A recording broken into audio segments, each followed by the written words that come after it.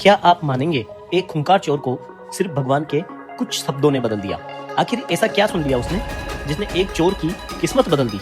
राजगृह नगरी के पास व्यवहारगिरी पर्वत की एक गुफा में लोहकुर नाम का एक भयानक चोर रहता था। वह नगर के धनवान लोगों के घर, खजाने और महलों में चोरी करता था। उसकी पत्नी रोहिणी से एक पुत्र हुआ जिसका नाम रोहिणीय रखा गया। जब लोहकुर की मृत्यु का समय आया, उसने रोहिणी को बुलाकर कहा, मेरी एक बात हमेशा याद रखना, भगवान महावीर का प्रवचन कभी मत सुनना। रोहिणी ने पिता की बात मान ली। थोड़ी देर बाद लोहकुर की मृत्यु हो गई। अब रोहिणी अकेला चोर बनकर लोगों को सताने लगा। कई बार उसे राजगृह जाने के लिए उसी रास्ते से गुजरना पड़ता था जहां भगवान महावीर का समोसरण लगा होता था। वह दोनों कानों में उंगली डालकर निकलता था ताकि भगवान की वाणी सुनाई न दे। एक दिन चलते समय उसके पैर में कांटा चुभ गया। मजबूरी में उसने कानों से हाथ हटाया और कांटा निकालने लगा। उसी समय भगवान महावीर की वाणी उसके कानों में पड़ी। देवताओं के पैर पृथ्वी को नहीं छूते, उनकी आंखें नहीं झपकती, उनके शरीर पर धूल पसीना नहीं होता और फूलों की मालाएं नहीं मुरझाती। बस इतना सुनकर ही जल्दी से वह वहां से चला गया, पर ये शब्द उसके मन में बस गए। उधर रोहिणी का अत्याचार बढ़ता गया। राजा ने सैनिक भेजे पर कोई उसे पकड़ न सका। तब राजा ने अपने बुद्धिमान पुत्र अभय कुमार को यह काम सौंपा। एक दिन रोहिणी चोरी करने आया और पकड़ लिया गया, लेकिन उसने कहा, मैं चोर नहीं हूँ। उसके पास चोरी का सामान भी नहीं था, इसलिए प्रमाण नहीं मिला। तब अभय कुमार ने एक नई युक्ति बनाई।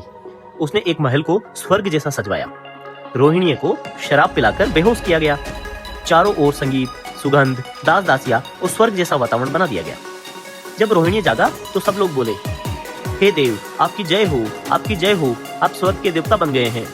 पहले तो उसे लगा कि यह सचमुच स्वर्ग पहुंच गया है।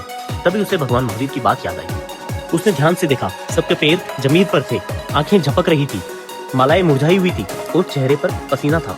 तब वह समझ गया कि यह सब छल है। एक सेवक ने कहा, हे देव, स्वर्ग के सुख भोगने से पहले अपने अच्छे और बुरे कर्म बताइए। रोहिणी चतुर था, उसने उत्तर दिया, मैंने पिछले जन्म में मंदिर बनवाए थे, पूजा की और अच्छे कर्म किए। मैंने कोई पाप नहीं किया। यदि पाप किए होते तो मैं यहाँ कैसे आता। इस प्रकार अभय कुमार की योजना असफल हो गई और प्रमाण न होने से रोहिणी को छोड़ना पड़ा। छूटने के बाद में रोहिणी गहरे विचार में डूब गया। उसने सोचा, भगवान महावीर के केवल कुछ शब्दों ने मुझे इतनी बड़ी मुसीबत से बचा लिया। यदि मैं उनकी पूरी वाणी सुनता तो मेरा जीवन बदल जाता। वह तुरंत भगवान महावीर के पास गया, उनके चरणों में गिर पड़ा और बोला, प्रभु, मुझसे अनेक पाप हुए हैं, मुझे क्षमा करे और सही मार्ग दिखाए। भगवान महावीर ने उसकी सच्ची भावना देखकर उसे दीक्षा दे दी। अब वह पहले जैसा चोर नहीं रहा। उसने कठोर तपस्या की, लंबे उपवास किए और संयम से जीवन बिताया। इस प्रकार एक भयंकर चोर भी सही ज्ञान, पश्चाताप और सत्संग से महान आत्मा बन गया।